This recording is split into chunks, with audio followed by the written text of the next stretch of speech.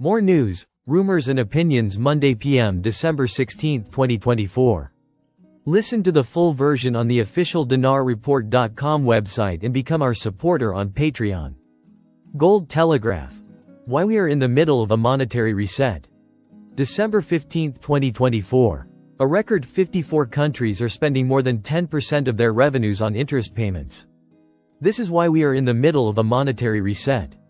The global debt problem is becoming very clear for all to see. The London Stock Exchange is on course for its worst year for departures since the financial crisis. Nothing to see here. The UK? Argentina's deficit has reached effectively zero for the first time in over 100 years. You don't get out of poverty by magic. You get out of poverty with capitalism, savings and hard work. At Jmalay. In the past month, which states in the United States are working to reintroduce gold and silver as legal tender? 1. Texas. 2. Florida. 3. Missouri. This has all happened in the past month. You don't hear much about it in the mainstream. In my conversation with legendary mining entrepreneur Pierre Lesond, he mentioned that global gold reserves are rising as dollar reserves decline, a direct response to the current U.S. debt issues. It is worth noting, this year, gold surpassed the euro to become the second most held asset by central banks globally. Pierre also emphasized the impact of sanctions, the growing demand for gold from China and India's expanding middle class, and much more. Watch the full conversation. Here, Gold Telegraph Conversations Number 2, Billionaire Pierre Lesond. The gold price will ultimately be decided not in the United States, but in the East. Pierre Lesond. China reported gold buying last month after a 6-month pause, a clear message to the United States. Number 1 producer of gold on the planet. Number 1 consumer of gold on the planet. Number 2 largest foreign holder of U.S. Treasury securities. Chinese authorities are reportedly considering a weaker yuan in 2025 to combat tariffs by the United States. Gold is clearly a hedge against its paper currency.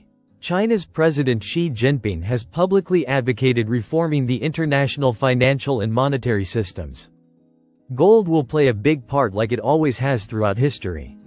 It is the foundation of the global financial system. The day the Shanghai Gold Exchange surpasses the COMEX in transactions will mark a seismic shift. Gold's pricing power will move decisively from the west to the east. DJ. Asset-backed currency versus fiat currency and financial system implications. The public, as a whole, seem to be obsessed with the idea of asset-backed currency. While it may sound good, the reality of how it will work has its own set of obstacles. Maybe we shouldn't be so quick to accept it without understanding its effects. The debate between asset-backed currency and fiat currency has persisted for decades, with both systems offering distinct advantages and challenges.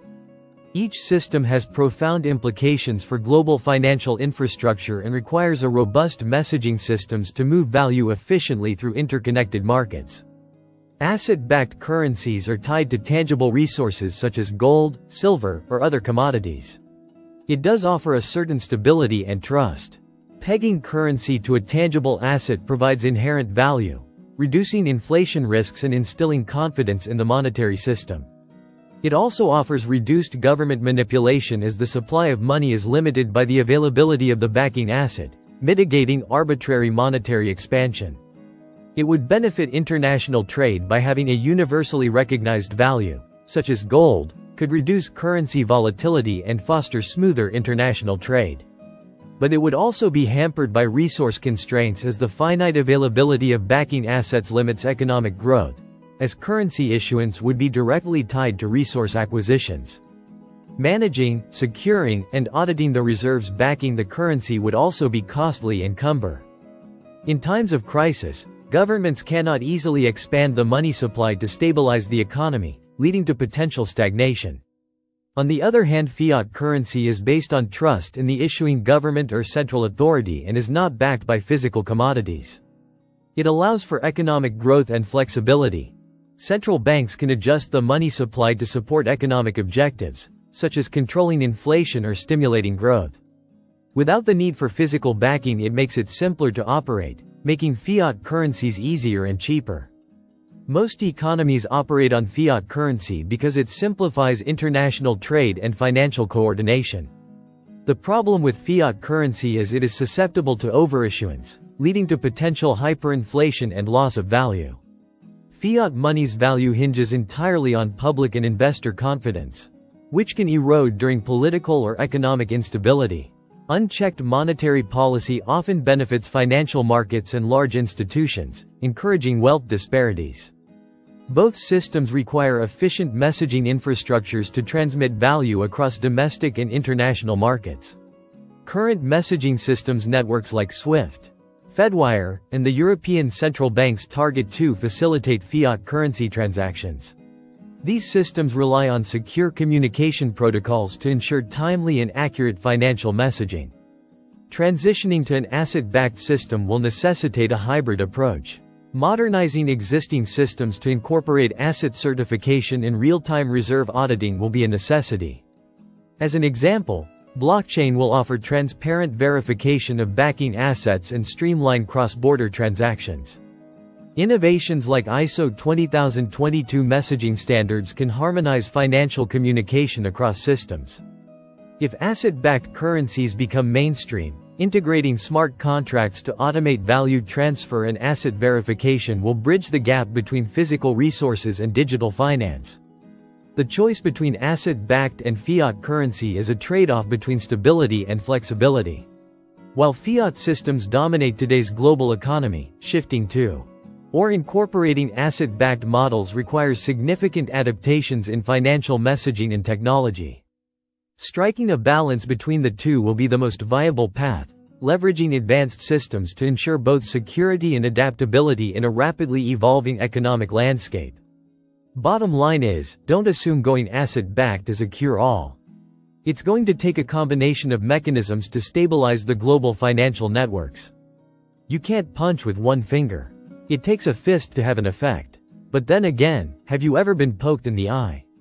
MNT Goat, my CBI contact, has told me that if the switchover of the currency, better known as the project to delete the zeros, was not connected with a revaluation, then Iraq would have completed it a very long time ago. They would not have to wait. It does not take a rocket scientist to see that a 1 dinar note etc. would be worthless without a revaluation to coincide. We can now see why they delay in doing the project to delete the zeros. When will this next move occur? So, we are coming very close to the switch over from the currency auctions to the international process of currency exchanges to operate in Iraq. Post 1 of 2. Stay tuned. MNT Goat, why did the CBI decide to wait until the end of their fiscal year to do it? Hint. Hint. Could it be under the direction of Dr. Shabibi? They also told us the most opportune time to conduct a substantial revaluation is at the beginning of a fiscal year. Their fiscal year begins January 1st Street. Also, I then back up with my conversation I had with my CBI contact that told me her committee to switch out the notes still intends to go forward with the process of deleting the zeros at this same time period also. Coincidental? We can only pray that this new process to begin at the end of 2024 will bring success for Iraq. Post 2 of 2. Listen to the full version on the official dinarreport.com website and become our supporter on Patreon. Source: Dinar Recaps.